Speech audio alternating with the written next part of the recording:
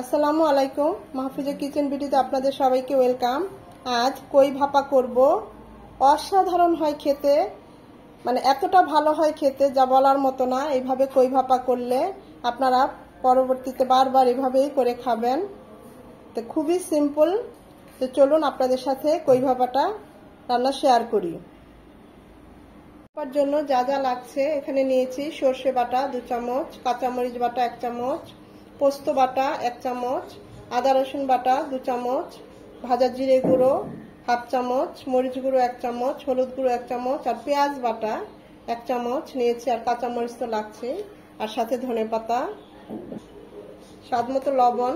এখন এগুলো সব আমি একসাথে মাখিয়ে নেব, শুধু কাঁচামরিচটা বাদে।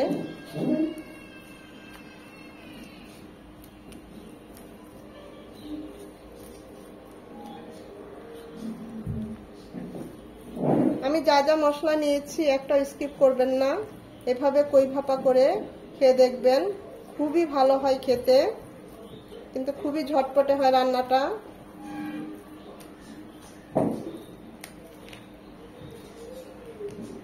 কই মাছ নিয়ে নিয়েছি 6 পিস, সেগুলো এখন এর সাথে মেখে নেব। সাথে দিয়ে দিব 2 চামচ সরষের তেল। এগুলো দিয়ে সব সুন্দর করে মাছগুলোকে মাখিয়ে নেব। আমি হাত দিয়ে মাখিয়ে নিলাম, তাহলে খুব ভালো হয়।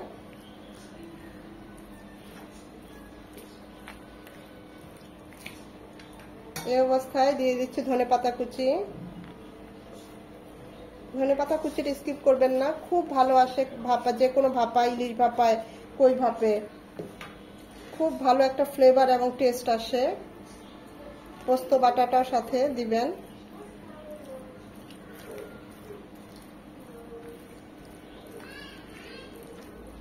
খুব ভালোভাবে 2-3 মিনিট এভাবে মেখে নিতে হবে, যেন মশলাগুলো সব মাছের গায়ে খুব ভালোভাবে লেগে যায়।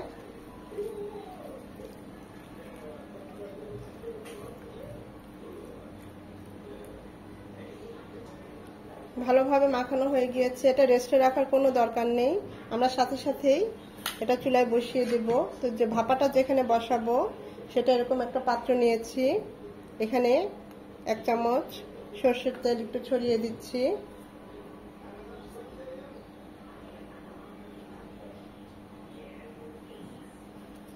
মাছগুলো সুন্দর করে এক এক করে বসিয়ে নেব।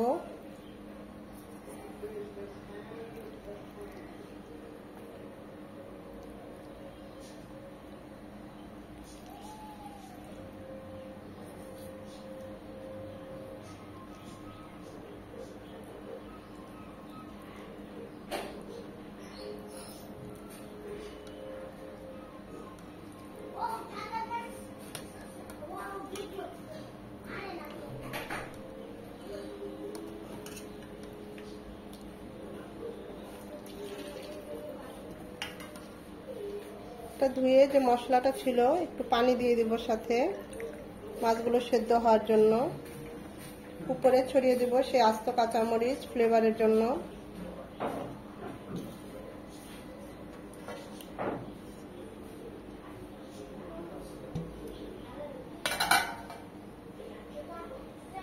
এ পর্যায়ে আপনারা লবণ, যদি ঝাল আর একটু খান, শুকনো মরিচ গুঁড়ো আরো 1 চামচ বাড়িয়ে দিতে পারেন, যে যেমন ঝাল খান।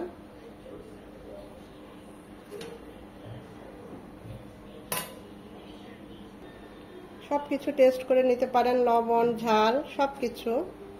এখন আমরা ভাপাটা বসিয়ে দেব।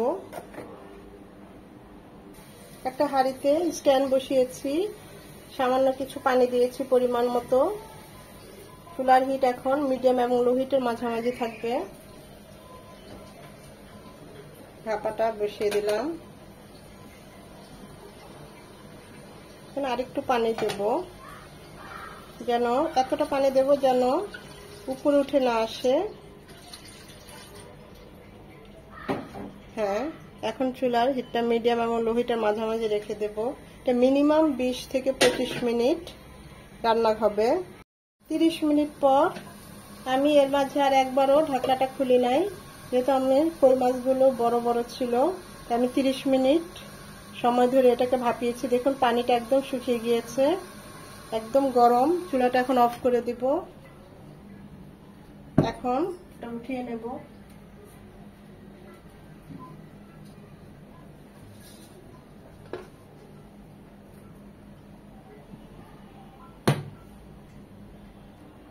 খুলে দেখি আমাদের ভাপাটা কি অবস্থা। খুবই গরম, তারপরও খুলছি। মাশাআল্লাহ, দেখুন কত সুন্দর হয়েছে। খুবই সুন্দর একটা ফ্লেভার চলে এসেছে। দেখুন একদম সব সেদ্ধ হয়ে গিয়েছে, মশলাগুলো খুব সুন্দর ভাবে হয়েছে। খুবই ভালো লাগছে এর ফ্লেভারটা, আপনাদের বোঝাতে পারবো না। এটা আপনারা করলে এভাবে তখন বুঝতে পারবেন।